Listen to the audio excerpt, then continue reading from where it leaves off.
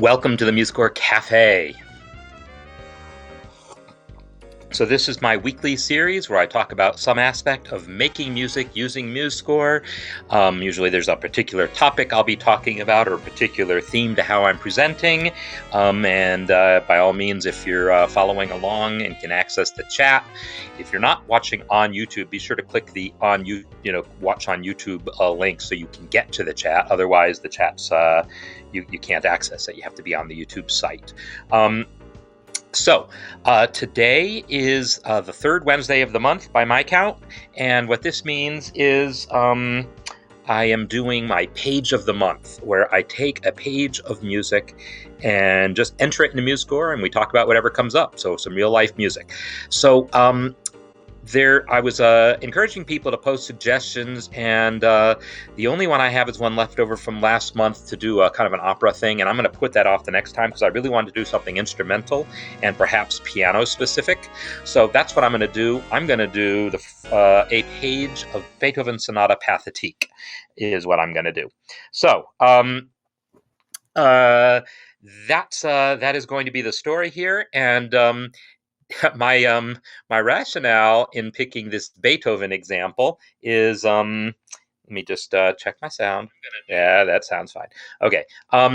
Well, first of all, I know the music, which is kind of nice. I've been doing ones that I wasn't familiar with, but this one I kind of know the music a little better, but I've never entered it into MuseScore.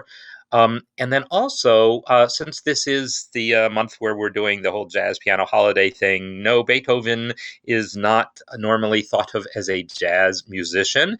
But while I'm setting things up, I'm actually going to play you a little bit of silliness. Is it silly? No, it's not silly. It's legitimate stuff. But it's a jazz interpretation of mine of the first movement. Some of you have heard the second movement of Sonata Pathétique, because I've talked about it a little bit in masterclass, but I don't think I've ever really talked about my first movement arrangement. So I'm going to play you this, so it'll be on in the background while I set some things up.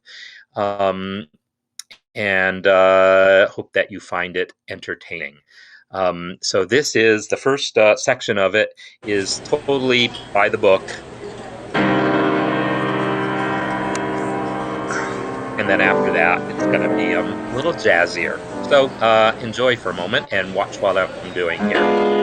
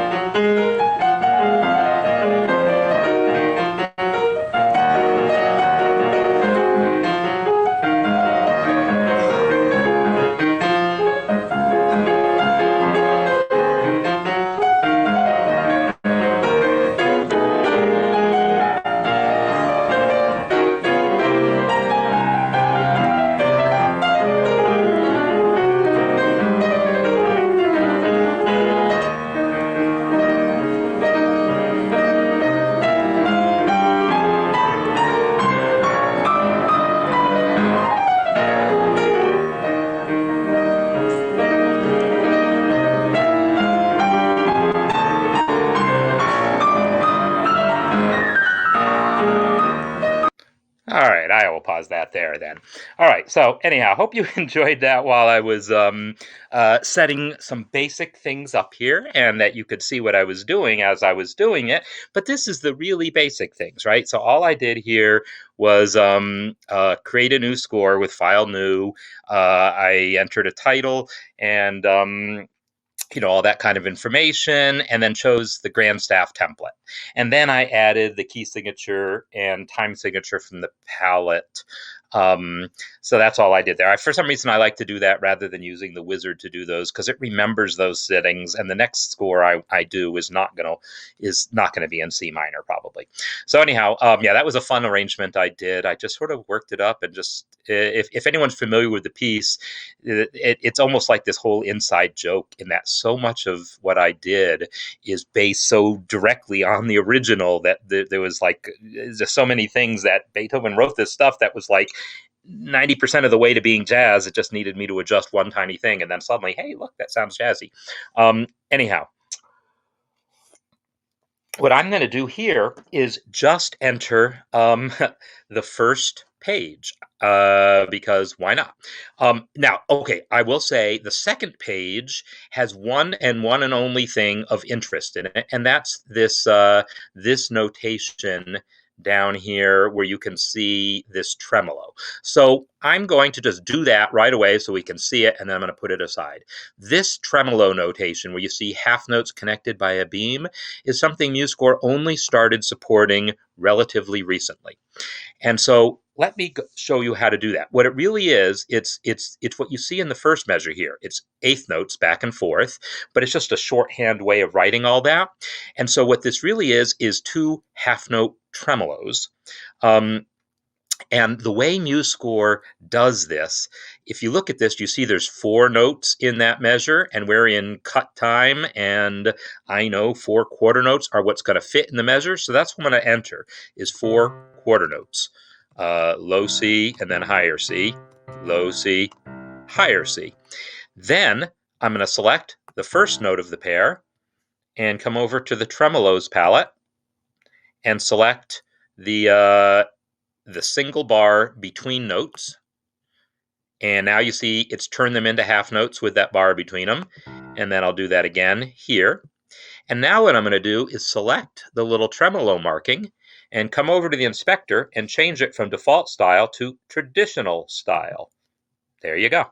Now we've got whoever the editor was. I didn't use the Schnabel version that I originally learned it from, but whichever editor chose to notate it this way, because different editors might choose to notate that differently. But oh yeah, link to the recording. Yeah, let me post that. I just found it by typing Sabatella Pathétique, and you get to see my first and second movement. Second movement is a totally different character, as we would expect. Pathétique. There you go. Okay, so that's all there is involved in creating that tremolo notation. Now, because there were several steps to it,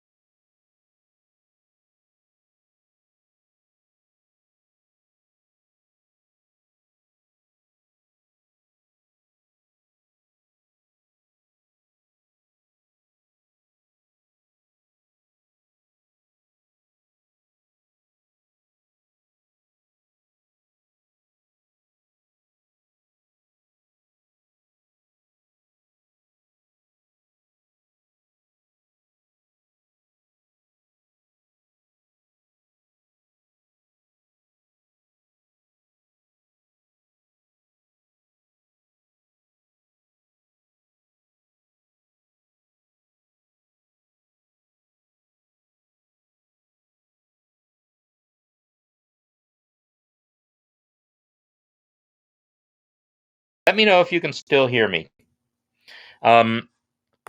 Because that will be important for me to know. But I'm going to assume for now that you can hear me and that all I have to do is fix the screen share.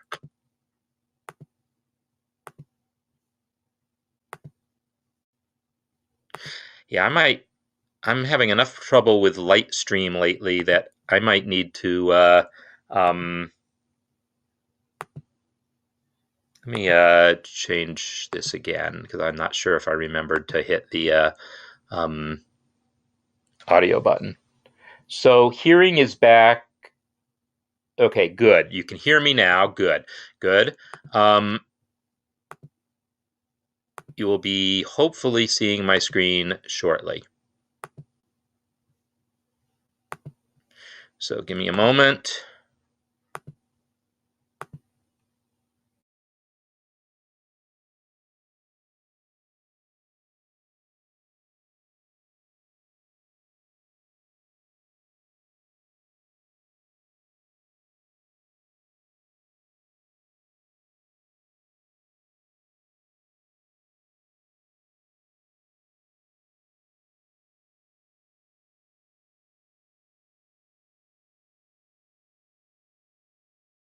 All right. So the service that I'm using to broadcast is called Lightstream, and I generally like the service a lot, but it seems to be responsible for more than its fair share.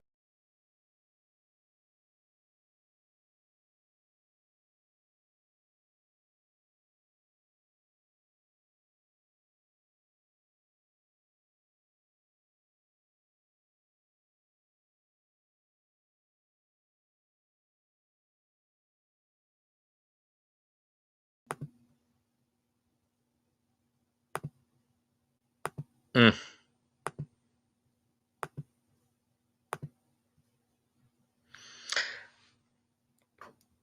So I'm going to try this without the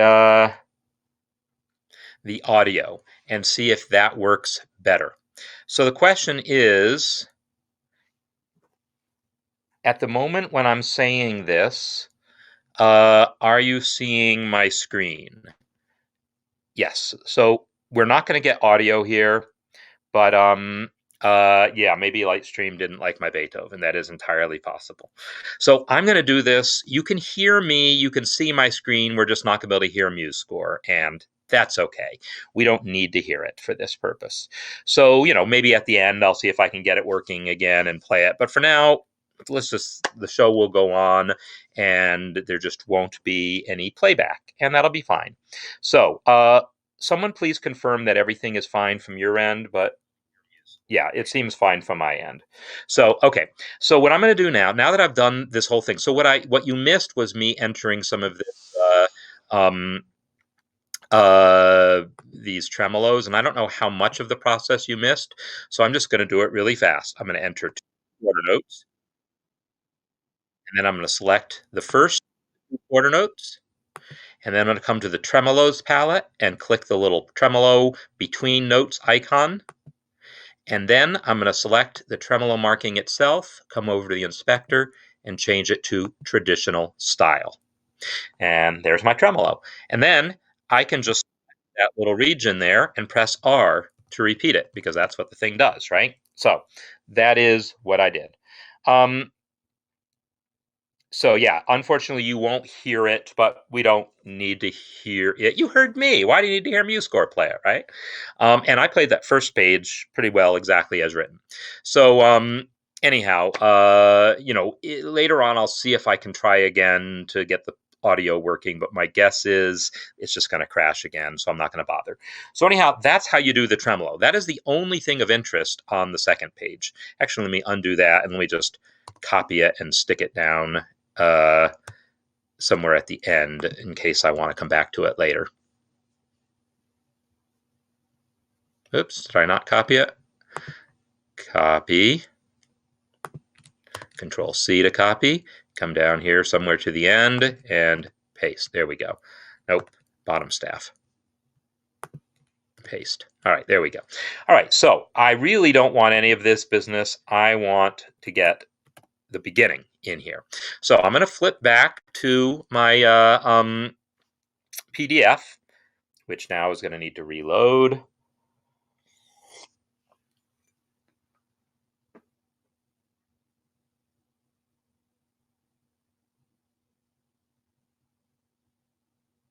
So sound with lots of echo. Is everyone hearing bad sound? That would be unfortunate. Let me see. Or is it only crap?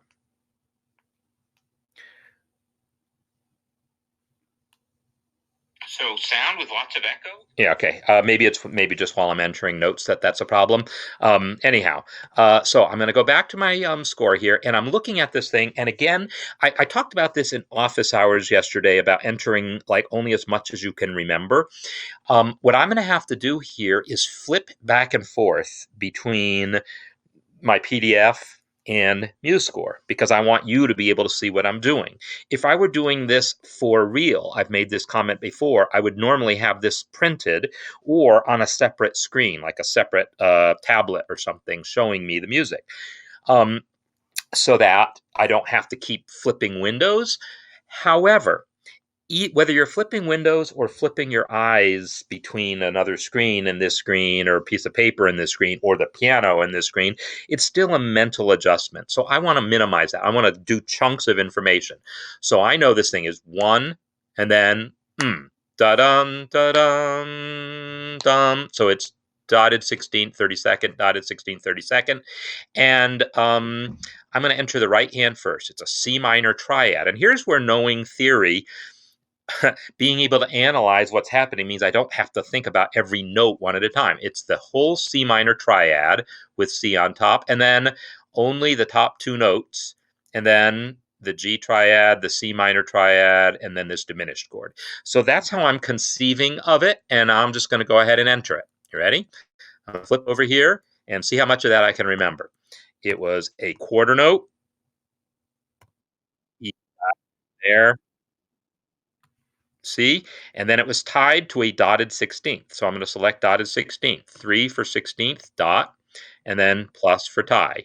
And then 32nd will be 2, G and C, and then another dotted 16th, and then it was G, B, ba, dum, and then 32nd, it was back to the C minor triad. Dum, and then it was quarter notes, and it was a diminished chord, A, C, E, and then I think it was just B and G.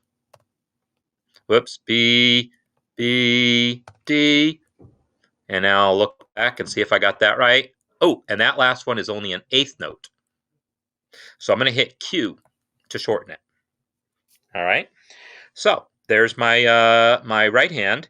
Now I'm going to jump down. I'm not even bothering to leave note input mode. Alt down is normally the shortcut to move you down while you're in note input mode. Again, on my computer, that does something different. Here's what Alt down does.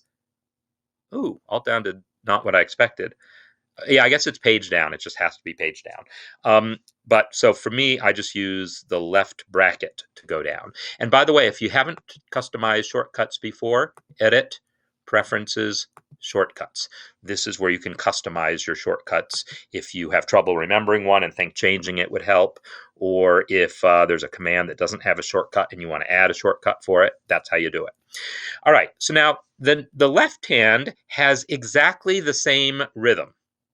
So realistically, I don't know that I would actually like use repitch mode to do that. That actually feels like more work to me. So I'm not going to do it. I'm going to show you what I really do. I think I can just go C.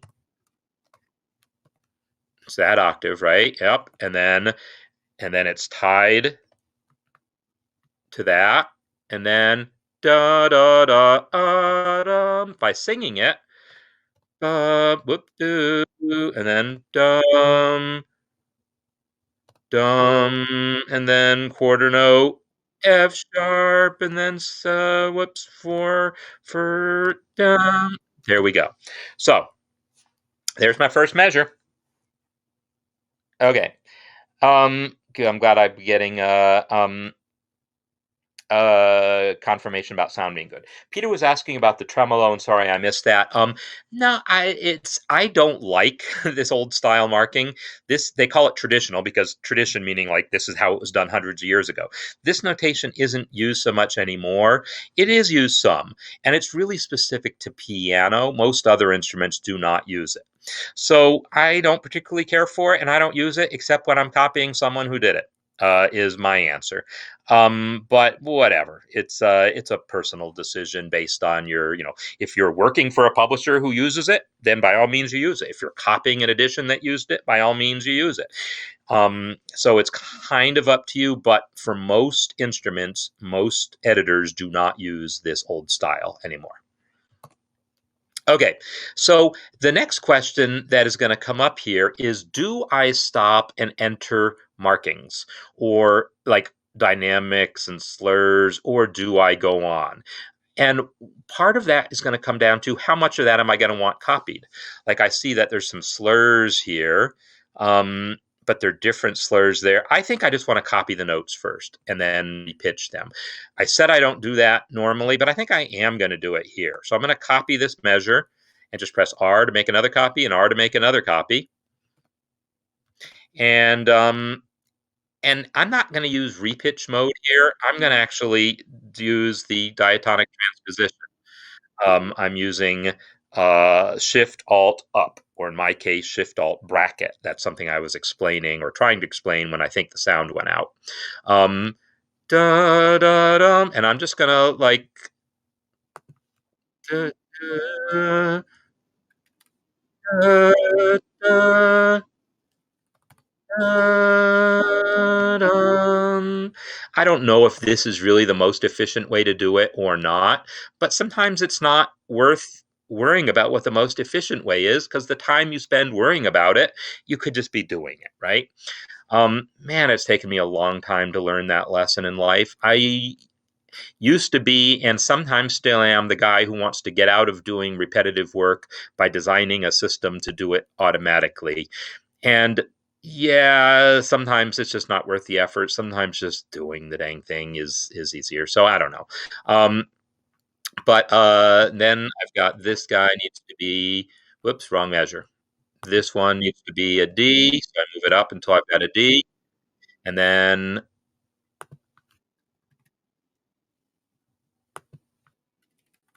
it was all Ds, right? I could actually, let me see how many Ds there were. It was D, D, D, D, D, E flat. All right, so I can select all of these with control click and then move them up together.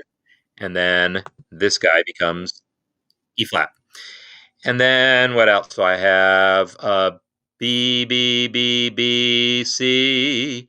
So here I need a third note. So I'll press Shift B, control down to move it down an octave, and then up a half step. And then these guys are going to go up to also be Bs. Whoops. I have to use regular up arrow to make it be the B natural. And then this guy will be there. And then this guy Shift C and down an octave. So realistically, I think I would have been better off just entering that from scratch. So I'm not even going to try that with this last measure because it's just, um, yeah, it's just not. Although, okay, I am going to cheat on the last measure. So let me finish this measure here. The first note here needs to be a B natural also. Here we go. And then this is an A flat, and I will just re-enter that tied. Dum, ba-dum, ba-da-dum.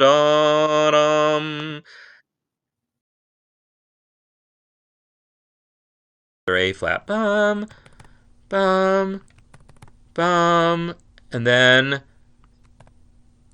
bum, bum.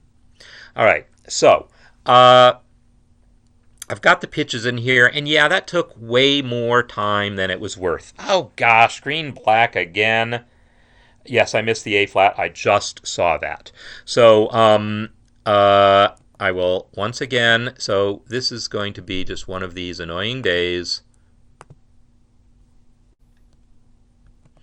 where the gremlins are going to be fighting me.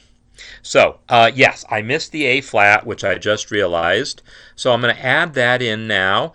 There's a dotted 16th rest and then a 32nd low A flat down here. So I will change that to a 16th by pressing 3 and then dot and then move over here and enter the A flat.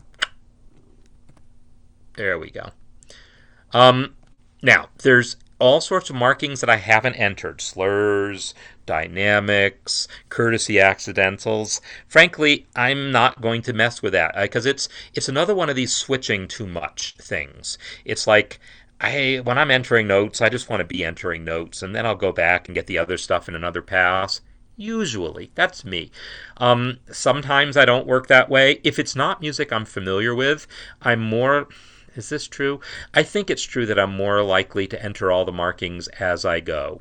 If I'm not familiar with the music, I think that's maybe true, but I don't know if it really is or not. Anyhow, the reason I did what I did here is this passage here is exact. The second measure is exactly the same as the third measure. Ish, just transposed. So I'm going to try to take advantage of that. I'm going to take advantage of this. I'm going to copy this with Control C, go over here and paste it, and then I'm just going to up arrow it because there we go. I now have the right hand anyhow. Dun, dun, dun, dun, dun, right? That's all right. The left hand needs to be transposed further. It needs to go all the way up to E flat because I forgot. Oh, I forgot to select it is why. But let's just move it up to E flat. Dum, ba, da, dum. And then it's different. Then this quarter note is a C. And then it's a 16th B. All right, so I think I'm done with stuff that I can really profitably be copying and pasting and repitching. It really was not worth my time to do that, but it was worth my time to try to figure out if that was going to save me time or not. But I would want to, and right now you can't hear this, right? All right, and that's way too fast. So you can't hear it, I know, but I'm going to enter a tempo marking here of, it says grave, fine. It's what is the tempo? Is it Control? It's Shift. It's Alt Shift T for tempo marking, and I'm going to type the word grave there, like it says. But then I'm going to come over to the inspector and tell it to not follow the text, but to use my tempo, which is say 40, because it is really crazy slow.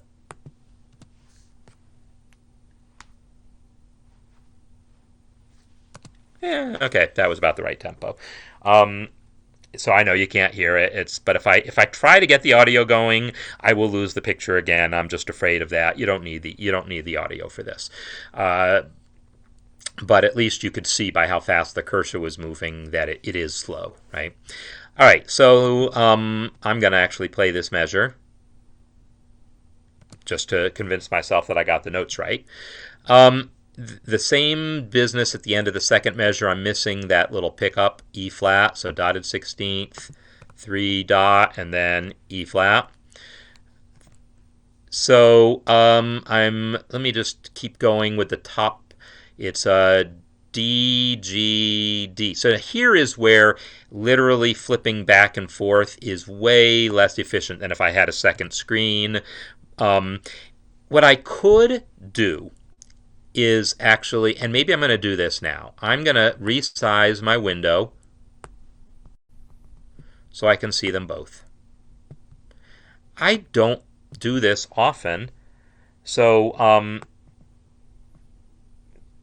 I don't have a good workflow set up for this, but I can see right now that third measure is not going to fit on this system, so I'm just going to go ahead and hit enter and move it to the next system so I got more room to work with. And now I can see them both together, and I'm a little bit happier.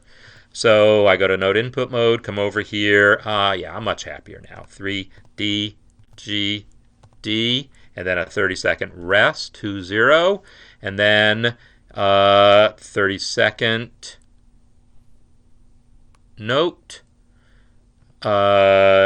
FAC. And notice I typed FAC without really having to think about, was that an F sharp or was it an F natural?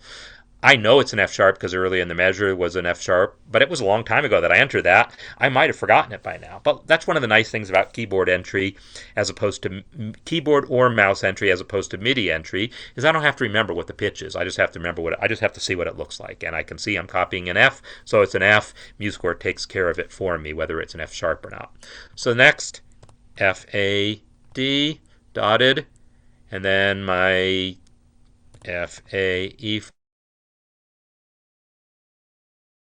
Notice, so the first thing I notice is that, hey, MuseScore is putting the stems down. The original had the stems up. Why is that? And now I see it's because it's beamed over that 16th, over that 30-second rest. So I'm going to go ahead and just do that now. I'm going to select the rest and jump down to the Beam Properties palette.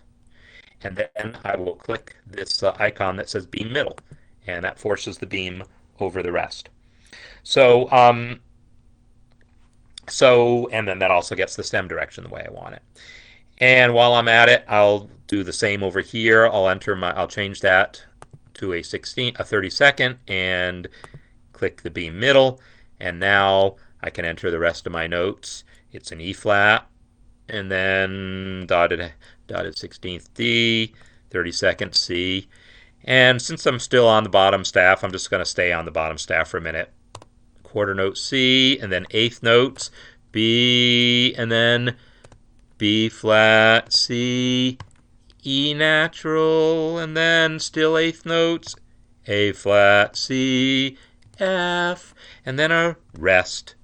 Why is my keystrokes not showing up? That's curious.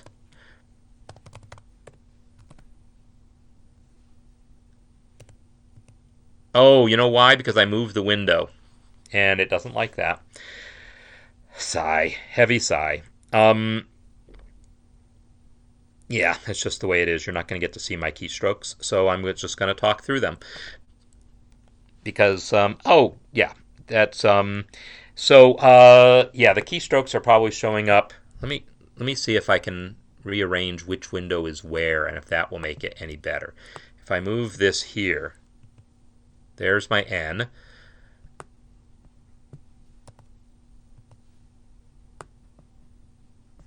How about if I move it up to the top?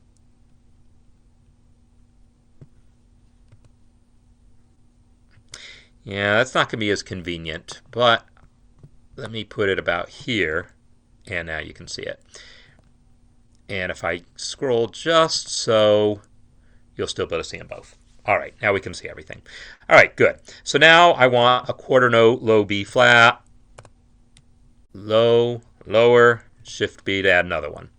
All right, and now I move up to the top staff, and this time I did press escape and click and go back to note input. I'm not always using keyboard shortcuts. All right, quarter note, F sharp, A natural, E flat, and then eighth notes, D, G, D, and then G, C, E, and then A flat, C, F. Now notice when I'm entering these accidentals, I'm just using the arrow keys to add the accidentals because that's what I'm used to. I still don't really have in my head the mentality of using the shortcuts to enter accidentals directly. I use the shortcuts up and down to change pitch, which gives me the accidental. But it's not going to let me have that F natural that way because that F natural is a courtesy accidental. That's all right. I'm going to add courtesy accidentals later. All right. So next thing I want is the A flat up here, and then it's tied to a 30-second note. And 2 as the shortcut for 32nd note. I enter 32nd notes so seldom, I wouldn't necessarily remember that, but I know 16th note is 3, 32nd note is the next faster note, so it's the next shorter value. So I enter my 2 for 32nd note, and then plus to tie it. And now I've got the next shorter value. I got some 64th notes. Well, I hope 1 is the shortcut for that. And now I can type those notes. Da, da, da, da, da, da, da. Oops, I heard, see, I sang E flat, but I heard an E natural being played by MuseScore. That was my clue that I need to adjust the pitch with the down arrow, E flat. If I had been looking, that would also have been a good clue. And then D, C, B flat. And now we have a 9 tuplet. Oh gosh. All right, so there's a 16th rest left over in the measure, so that must be 9, whatever those are. God, are those 128th notes? Is that really what those are? Whatever. I'm going to select 3 for the total duration of my tuplet, and then type Control 9, and hope that MuseScore gives me the right thing, which it did. Boom, bum, F. Whoa. Seriously? No way. All right, so here's what happened. That F I just entered, MuseScore played it back as an F sharp, and in my mind, that's not supposed to be an F sharp. In my mind, that's an F. And so I'm looking, well, did MuseScore screw it up? And no, the editor kind of did. So here's what's going on. This F here is still affected by that F sharp there. This F here, this F natural on the bottom staff, that doesn't affect the top staff even though it's the same pitch. This F needs an accidental. So the editor for this really messed up, unless I've been playing it wrong all these years. That should be an F natural, and there should be an explicit natural sign on that F.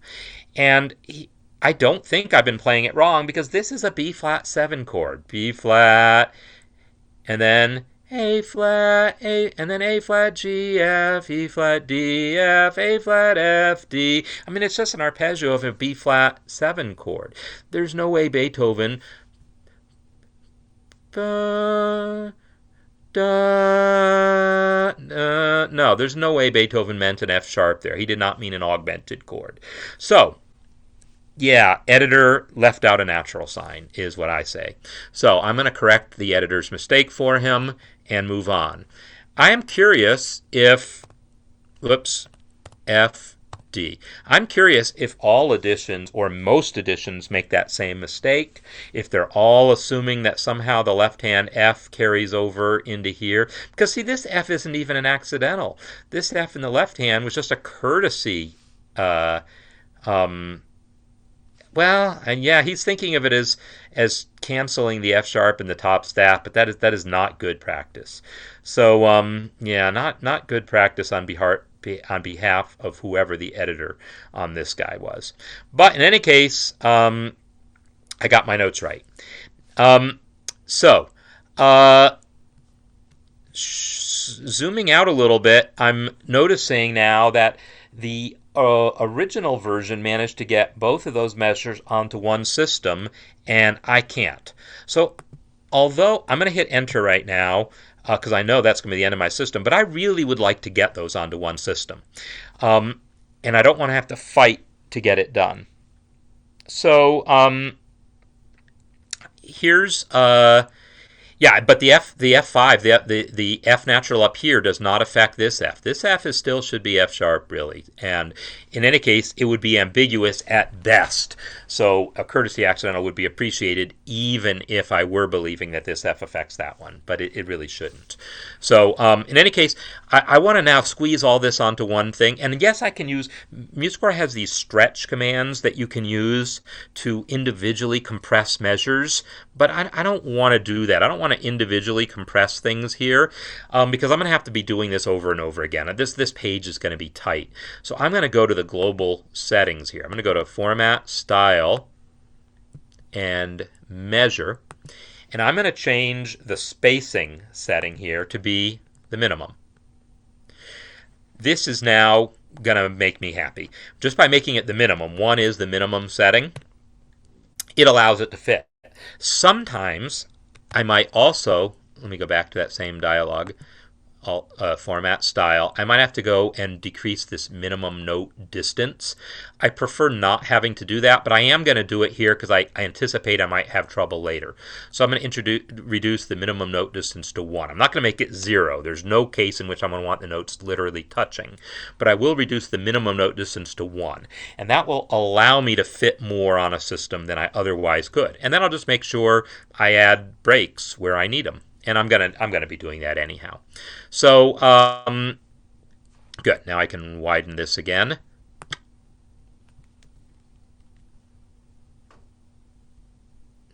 So I think at this point I'm going to stop with.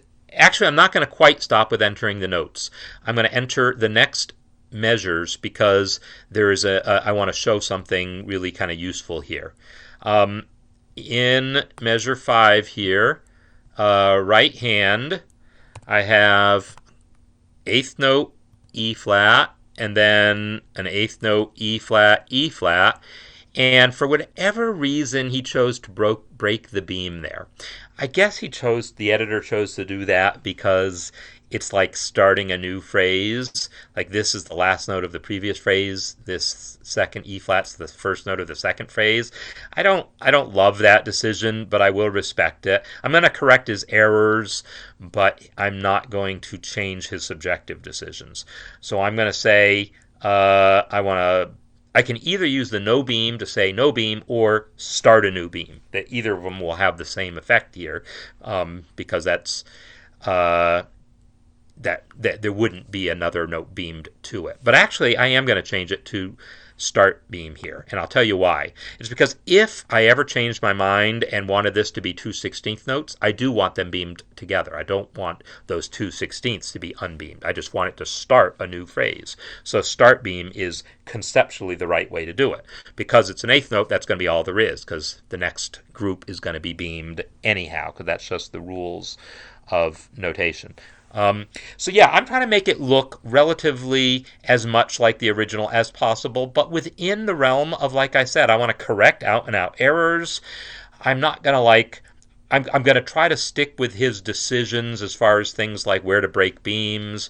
If he has any stems flipped into slightly unusual situations, I might look at that, but I'm not going to copy every last beam angle. Like for instance, so this big thing here, I am not done. He has this grouped really nicely. And I feel like I'm not actually sure why these 4 notes, why we have this. I'm not actually sure why the beaming works the way he has it, but I am going to honor that. So I'm going to select that E flat and tell it to start a beam, and then select that A flat and tell it to start a beam. So I'm copying that much, at least. But I'm not copying every last thing. Like his tuplet is below, and MuseScore puts it above by default. I don't know that I'm going to change that. Maybe I will, maybe I won't. We'll see what happens when I add the slur. So yeah, I'm being judicious, I guess, about what I'm copying and what I'm not copying. Okay, so back to this. I already know it's only going to be 2 measures on that system, so I'm going to jump ahead and hit enter, spread things out a little bit for me. Normally, I don't worry about formatting until I'm done, but if I am, like normally when I'm composing, but if I'm copying a piece of music, I want the number of measures per line to match if possible, for no reason other than it helps me keep track of where I am. I might eventually revisit some of those decisions, but at least while I'm entering it, I like it to be consistent. So let me go back here and enter now the next note. So it's dotted 16ths, E. It's tied, 3 dot plus to tie, and then 2, E flat, and then 3 dot F, and then 2 G, and then 8th note G, and then 16th F, and then 32nd to rest. Oh gosh, a clef change. Seriously? All right, well, that's fine. I'm just going to put in the note first. I'll put in that 30-second note F. And now I'll go ahead and add the clef change because I can see I'm going to need all those other notes to be in bass clef anyhow. So while that F is selected, I'm going to jump down to the clefs palette and click bass clef. And now down here, re-enter note input mode, 3 dot, it's F down here, F, A flat, B natural, F. Okay, now here's one of the things I wanted to show you. I now want that exact same chord, but as a 30-second note. 2 to enter the 30-second note, R to repeat the whole chord. How cool is that? I sure hope I didn't make any typos in the chord because now I've made it twice. But R, while you're in note input mode, will repeat the whole chord you just entered, and you'll see that it's going to make quick work of the left hand also. And now back to dotted 16th, 3 dot, and then F, A flat, C, F, and then again 2 R to repeat it as a 30-second note. Oh, and then 4 R to repeat that whole chord again, but then I see one of the notes is different. So I'm going to use the shortcut. So if I press Alt down, or in my case bracket, it just moves down to the next staff or voice. But so I'm pressing Alt up to go back up to the top. But there is a shortcut to move to the next note in the chord, and it's Alt left and Alt right will move within a chord. And I don't actually remember if it traverses chords top down or not, so we're going to find out. I'm going to press Alt right. Alt right is not doing what I expect it to do. Why not? Oh, it doesn't work in note input mode. Oh well. I'm going to leave note input mode.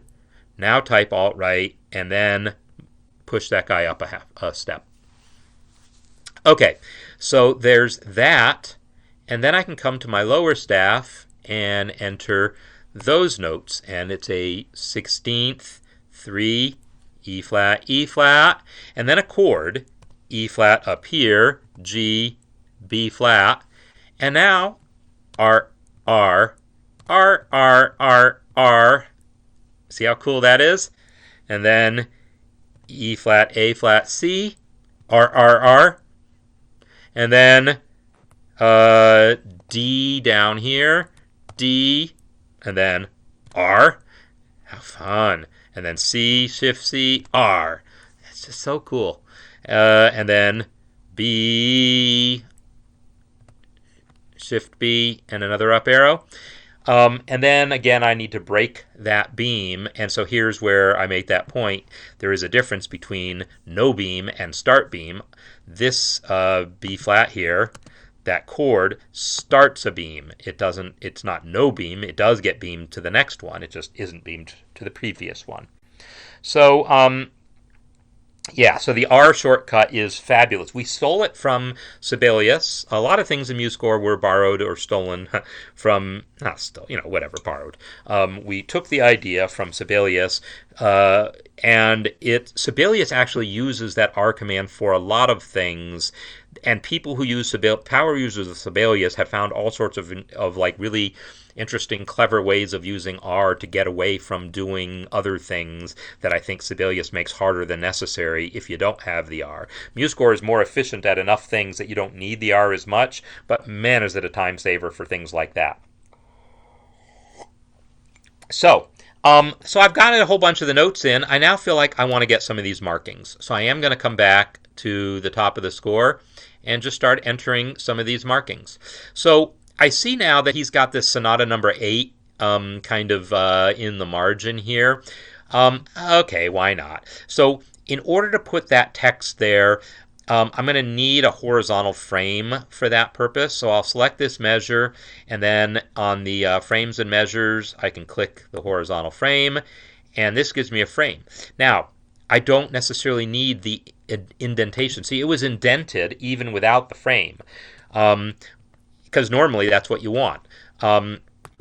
But now I don't want the indentation. The frame's giving it to me, giving it for me. So I'm going to go to Format, Style, Score, and turn off the indentation, because the frame is going to give me all I need.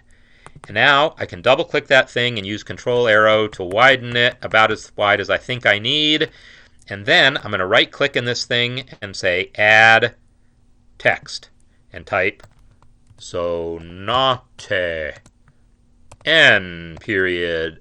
So this is like this weird font thing. I'm not going to like worry about like the fact that he's got this whole fancy superscripted O with the dot below it. Yeah, I could play games with text and figure out how to do that. If you press F2 to open the special characters palette and go to the Unicode symbols, probably the special symbols exist, that superscripted O and the dot below it that overlaps it and all. I'm sure it's possible to create, but I played enough with text last time. But what I am going to do is get this thing to be centered like that. So I'm going to go over to the inspector. Let me close the play panel here. And go over to the inspector and change the vertical alignment to be centered. And while I'm at it, make it bigger. I'll make it 12 point. And then maybe make this a little smaller to fit. There we go. So I've got my sonata number 8, and it's bold, whatever. It's not that important that I copy it exactly. Let's get dynamic in there. I click my note, come to the dynamics palette, and where is it? FP. Now, this later in the measure, I've got some slurs, and they're double slurs. This is not standard notation. Like if I add a slur here, normally one slur is enough to say connect those chords smoothly. But the editor has chosen to put 2 slurs in there. It's not a normal thing to do, but this is a place where it was done, so I'm going to need a second slur. Now, MuseScore doesn't make this a simple process because it is a non-standard thing, but here I'm just going to press S again to add a second slur, and this time I'm going to press X now to flip it, and it does get flipped above. So I got 2 slurs. Unfortunately, I'm only going to get 2 slurs that way. I'm going to have to work a little harder on the third one. Because the next measure has a slur, and then another slur, and press X. Oops. What did I do? I don't know if I have 2 slurs. I guess I thought I added a second slur, but I think the slur was selected. I have to go back and select the note and press S to add the slur. So I can get my second slur that way, but I'm not going to get a third slur. So I'm going to have to move this guy manually, which I really hate doing, but there is no alternative that I know of. I don't know of a way to force this slur. I'm going to see if dragging it to the note head moves it. I'm going to zoom in some more. It doesn't, right? So I'm going to Control R on that thing, and I'm just going to drag it to be more or less like theirs looks, and then go here and add my third slur. So I had one of them I got the way I wanted just by flipping. The other one I kind of had to drag to get into the middle and kind of eyeball it, which I really don't like doing, but it is what it is. And then there's a slur in the left hand also. Slur in the left hand here in the first measure. And I think that's all of the markings. Oh, there's another FP here. By the way, here's another little shortcut for you. FP was the last thing I added from the palette, I'm pretty sure. There is a command, apply current palette element. That'll take the last thing you added from the palette and apply it again. It doesn't have a shortcut by default, but again, if you go to Edit, Preferences, Shortcuts, and then you type apply into the search bar, you'll see the apply current palette element shortcut, and you can define one, and I have defined it to be \. So all I got to do right now is type \, and I got another FP. And I know the next measure is going to have the same thing. So again, select it, select the chord, and hit the \, and I got another one. While I'm at it, I see that there's a bunch of SFs, so let's do that. This SF is on the quarter note, so I'll click the SF, and now I can select the next chord and \, and this top A flat, \, and that low B flat. backslash. Now that SF needs to be above the staff, apparently. Doesn't need to be, but that's where the editor put it. And that's a judgment call, but I can see why he did it, to save a little space. So it's not, because that ledger line, that low B flat below the staff, putting the dynamic below that would put it pretty far from the staff. So X will flip that above. So what else do I need here? It looks like there's some more of this funny slur business. So again, I'll add a first slur, and then I'll take that one and flip it below with X, and then I'll add another one and just add it and manually adjust it to be about where I want it. Something like that. Actually, I'm going to redo that manual adjustment because I did it by adjusting both endpoints. I think I'm better off moving the slur first. Then because the amount that I move the slur is going to be pretty consistent. Like, I'm not worried about that changing someday, but I am a little worried about moving the endpoint. I don't like to make large manual adjustments. So I add my third slur. And what else? I'm almost done with this. So let me just keep going. Looks like I need a diminuendo on just that quarter note. So I select the quarter note and in the lines palette. So by the way, these palettes here are like all kind of still open. Because I've got my window, and I normally don't mind leaving multiple palettes open, but because I got my window shrunk, I'm going to go to open one palette at a time, the dot, dot, dot on the palettes. And now, every time I open a palette, the others close, which will make it a little easier for me to work. So I want to find the lines palette, open that, and then, actually I don't need the lines palette. What am I thinking? Shortcut. Greater than sign is the shortcut for that, except it didn't seem to do anything. What did I do wrong? Do I need to select? I guess it was just too short. That's weird. I don't know what happened. Oh, maybe it's because, I don't know. Let me just select that note and press the shortcut. Okay, I think maybe my cursor was after I opened the palette, my keyboard focus might have been on the palettes. To be honest, I'm not positive. So the top slur is too high. Mine. Oh my gosh. What happened? Did I even add it? So Peter, it looks like you see something that I'm not seeing because I saw the slur disappeared entirely, and I don't know why that might have been the case. But in any case, this guy here, oh, you know what the problem is? I slurred the wrong notes. Totally slurred the wrong notes. It's not there, it's here. And then flip it up, and then add another one, and then move that one. Again, I want to do it by moving it. So I'll select this handle here and that middle handle and move it down.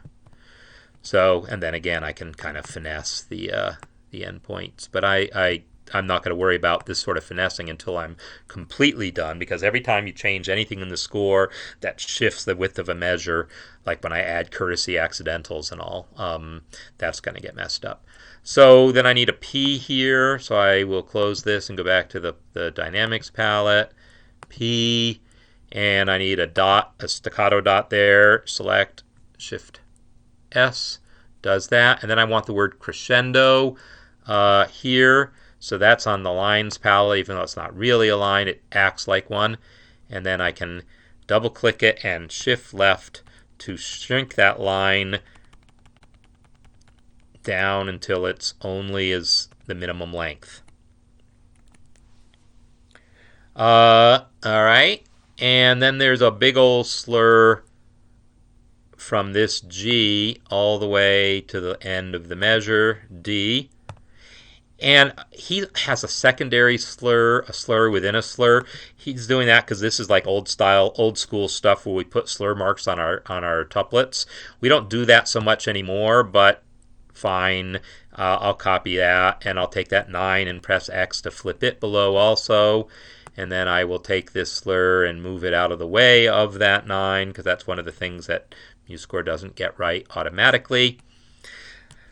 And now I'm basically done with that line. And the last measure, all I need is a couple of slurs, I think, and a couple of dynamics, and I'll be done. So let me actually forget that, because you've seen slurs, you've seen dynamics. To add the courtesy accidentals, I could have been doing it as I was going. There is a plugin for it, but it makes its own choices. And I want to copy the editors here, I think. So I'm just going to go and find the places where I need them and just use the toolbar to add the accidental. That F natural needed it there. And then in the next line, where are there accidentals? Courtesy accidentals missing. Nothing in the first measure. In the second measure, that high F needs it. This F in the bass clef needs it. And, so normally I love the plugin. I downloaded the plugin to add courtesy accidentals for me. But it makes its own decisions.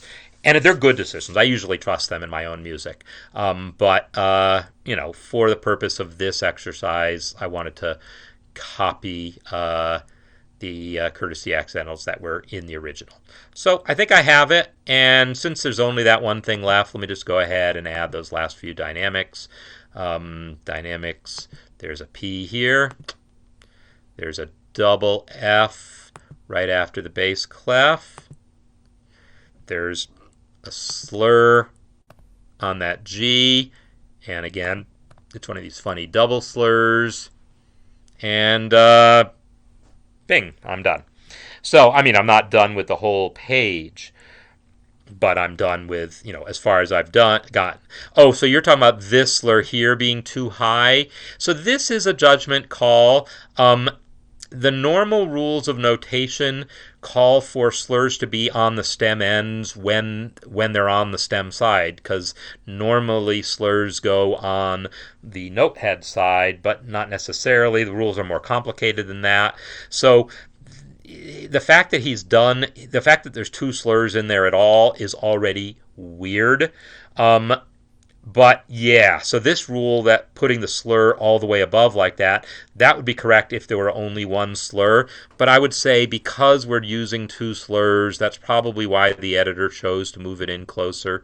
So yeah, I'll go ahead and do the same. That's not a bad call. So I'll do the same in the second measure. And there you go. So there you have it. That was a whole lot of stuff that I entered. And yeah, the page goes on, but it's a lot more of the same kind of stuff. You see a lot of repeated chords that are going to get to use the R. You're going to see a lot of those double slurs. You're going to see some more 64th notes. You're going to see some more crazy tuplets. You're going to see some more beam breaking, but it's all the same stuff we've already seen. Nothing much new that's going to happen if I did ever finish this. So anyhow, hope you enjoyed the demonstration. You got to see a lot of things. Yeah, and that R command is pretty sweet. So hopefully some people got something valuable out of that. Now, I am going to attempt to play this back, and we'll see if we lose everything in the process. So I'm going to come back to my screen share and see if it crashes again when I tell it to share the audio. Because that's what made it crash last time, was when I told it to share the audio. Yeah, it totally crashed. And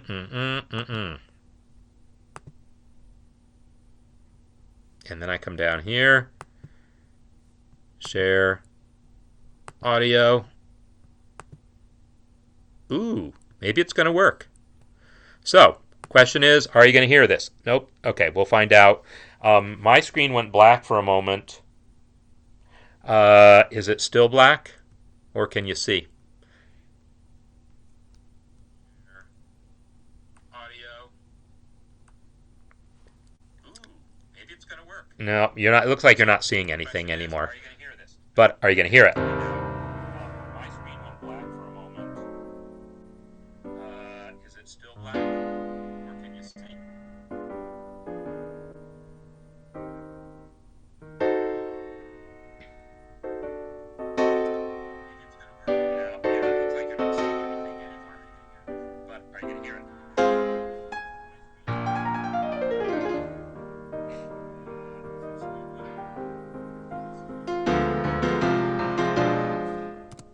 Yeah, well, there you have it. So, we couldn't see it anymore, but we got to hear it, right? So apparently that's what the gremlins decided today. I can either see or hear, but not both. Anyhow, let's call that good then. And I hope, especially those of you who are in the jazz piano holiday class, come join for the music master class tomorrow. But everyone's welcome, and you can hear all my feedback that I'll give people who are working on their holiday arrangements. We're doing some interesting harmonic stuff now. So, hope you've enjoyed this session in which I entered a good chunk of that first page of the Sonata Pathétique, and you got to see some interesting techniques, how I go about doing things, and I feel compelled to mention that, yeah, normally I'm not talking about what I'm doing, I'm just doing, and in an hour I would get done a whole page, at least. I could have gotten that. I would have gotten the first couple pages done, probably, were I not stopping to explain things. And if I had just had a second monitor set up or a PDF printed or whatever. Anyhow, this is my weekly series. I would love to get some more suggestions, so go into the community and find that post in the conversation space where I am calling for suggestions for this page of the month, because I'd love to have some of your suggestions for music to enter next time. It'll be the third week of the month. But next week I'll be back talking about something else. Don't know what it is yet, but I guess we'll see. So, by the way, next week in the United States is Thanksgiving holiday. I expect to still do the Café, I think, but I probably won't do the master class on Thursday, but I'll have another plan for you. I'll do something different, something special. It'll be a surprise I'll tell you about tomorrow. All right, I will see you all soon.